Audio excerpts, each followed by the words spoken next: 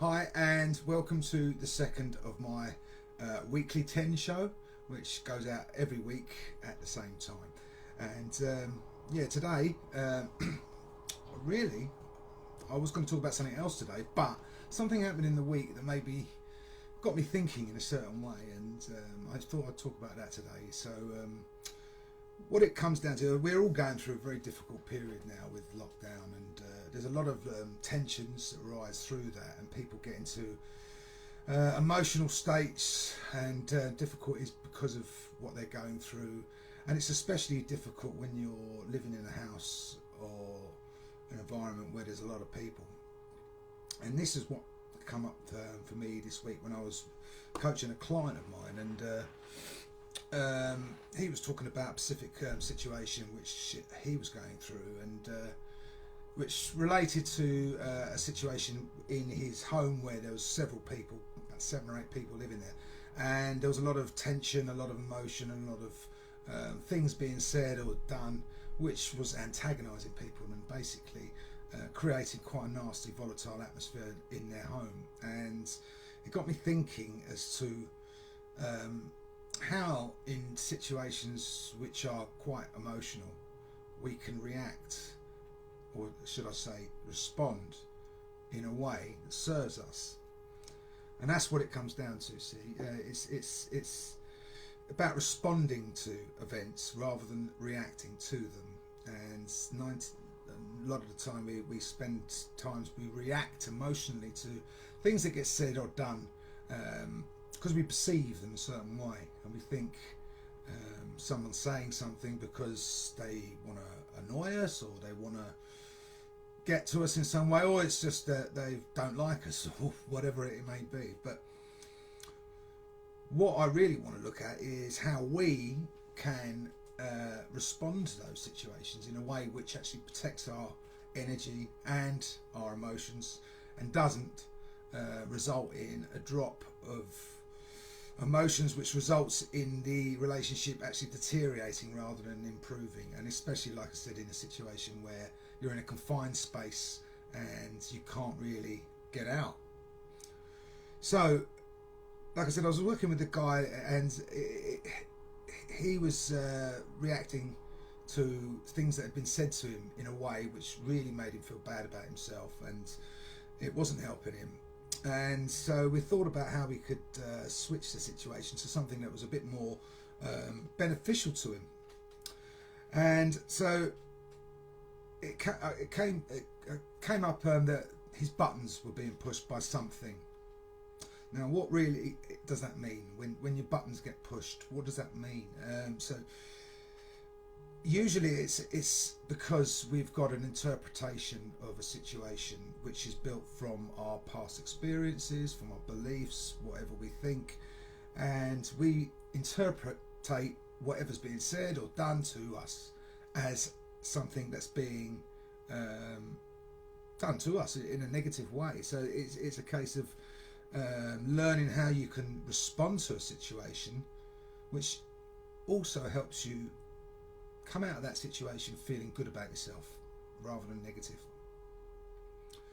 So I'll share with you an example of how this works. If you can imagine, for instance, you're working in a big business and you're an executive, and you do regular live talking and presentating and things like that, and you feel very confident about your ability. You're very good at speaking. You get up there, you're confident. If you do that and afterwards someone turns around and says something negative or catabolic, which basically you feel insulted by, maybe, or you feel that you'd normally feel that it's unwarranted perhaps, but in the situation of the guy who's very good at his job, he knows he's good at his job, so these comments don't really affect him in a negative way. He brushes them off. But what about the guy who lacks confidence, who lacks self-esteem? What about the person who gets up and who isn't very confident about speaking in public? What happens when someone ridicules or makes a comment about him,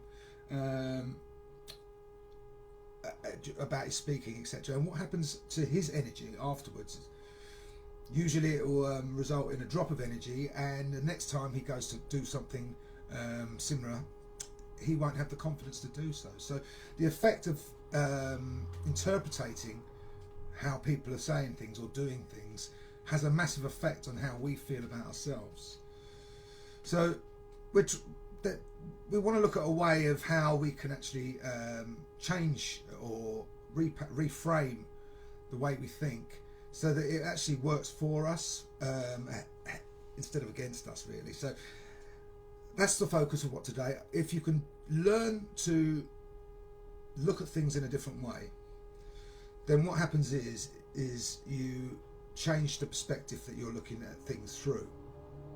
So I'm going to leave this also in the comments box at the end as well, so if you want to write it down and use it, then I recommend doing so. But it's a very simple process.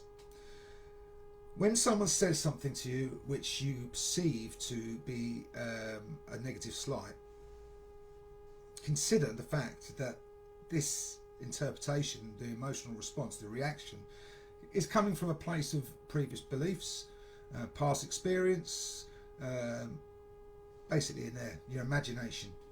So you're imagining a situation to be a certain way. So when you're in the midst of this situation, what can you do to actually stop your mind seeing things in a certain way? The first thing you do is exactly that, stop. You stop whatever you're doing, stop your thoughts, stop your thinking. Then you take the minute to breathe, to calm yourself down, stop. And then when you've got to that point, ask yourself the question, how emotionally reactive am I to this situation? Consider that as you ask the next question, which would be, what might be my button? The interpretation that has caused the upset. So is there something that you think secretly that you might result in you thinking a certain way? Is there a past experience that's happened that might lend you to thinking that this person, whoever it may be, or a situation, whatever it may be, is out simply to have a go at you? So ask yourself that question. What is really going on here? What alternative perspectives can you think of which might be relative to the situation? And finally, ask yourself, if this situation comes up again, how will I handle it? So there's six points to follow there. And if you follow those, what will happen is you will find that your energy will be protected. You won't react to the situation and make it worse by saying something that you didn't mean or didn't want to say. Instead, you'll respond to it in a way which preserves your energy and also helps the relationship grow, because you're looking at it from a perspective of their perspective and you're understanding the situation from a different perspective other than just your own. So when it comes to button pushing, there's only a button can only be pushed if it exists in the first place. So when you look at that, you've got to ask yourself, what button inside me is being pushed by whoever it may be, and that'll help you look deeper into your beliefs and your thinking, and perhaps change that way of thinking to something that actually serves you.